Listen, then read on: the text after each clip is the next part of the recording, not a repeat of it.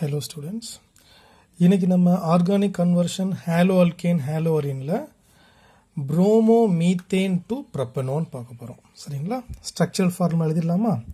Promo methane. So CH3Br bromo methane to propanone. ப்ரப்பனோன்னா எப்படி முடியுது? இது 1 அப்படின்னு முடியுது. ஸோ ஒரு ஆர்கானிக் காம்பவுண்ட் 1 அப்படின்னு முடிஞ்சதுன்னா ஐயூபாக் நாமன்க்ளேச்சர் படி அதில் இருக்க ஃபங்க்ஷனல் குரூப் வந்து ketone. So propanone prop 3 carbons இருக்குது. So CH3 C double bond O CH3. இது structure of the propanone CH3 CO CH3. Okay, இந்த ப்ரோமோ மீத்தேன்லேருந்து ப்ரப்பனோன் எடுத்து வரணும். ஓகே, ஸோ ஃபஸ்ட்டு ஸ்டெப் என்னன்னா CH3Br எழுதிட்டோம்.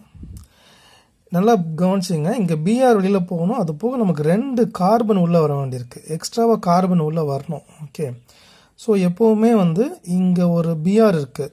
Okay, halide ion. Okay, it's a nucleophile. இதை நம்ம எடுக்கணும் அப்படின்னா எடுக்கணும், ப்ளஸ் நமக்கு இன்னொரு கார்பன் வேறு வேணும்.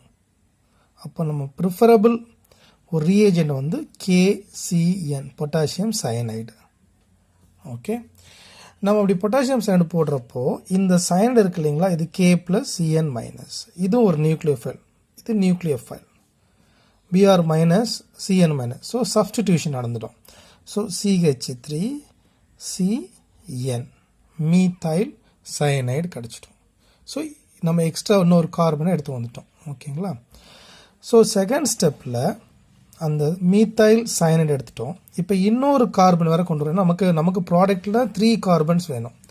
அப்போ இன்னொரு கார்பன் எடுத்து வரணும். அதுக்கு என்ன ரியேஜன் நம்ம சூஸ் பண்ணால், ஜென்ரலாக எந்த ஒரு ஆர்கானிக் கிளாஸ் ஆஃப் காம்பவுண்ட்ஸ்லேயுமே கன்வர்ஷனில் எக்ஸ்ட்ரா ஒரு கார்பன் கொண்டு வரணும் அப்படின்னா ஒரு preferable reagent grignard reagent CH3MgBr.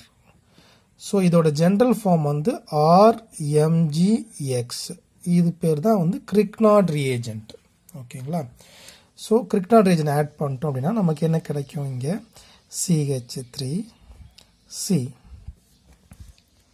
So இங்கே C ட்ரிபிள் பாண்ட் N இல்லைங்களா? ஸோ இங்கே வந்து டபுள் பாண்ட் N. MgBr இங்கே இருக்கும். இந்த CH3 இந்த கார்பனில் பாண்ட் ஆகும். CH3 இந்த கார்பனில் பாண்ட் ஆகும். ஸோ நமக்கு இந்த மாதிரி ஒரு இன்டர்மீடியேட் ப்ராடக்ட் கிடைக்கும்.